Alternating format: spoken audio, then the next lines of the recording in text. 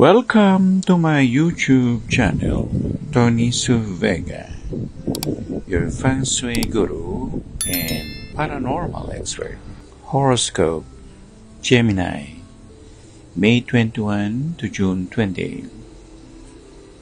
Today is Tuesday, May 21, 2024, and it's now the start of Gemini.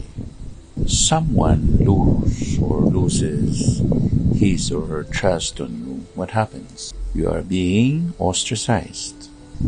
Build up not only honesty in order to gain one's trust. You must build up something that they believe on you. If they do not believe in you, then you won't be accepted by the person or by the people.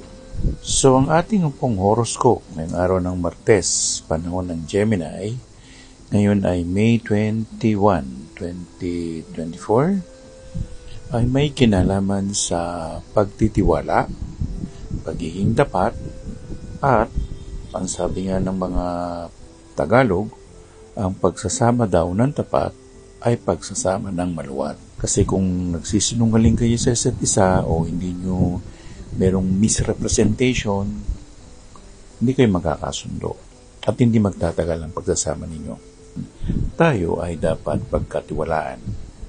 Hindi lamang sa relasyon, tapat. Yon ang pinaka-horoscope natin ngayon.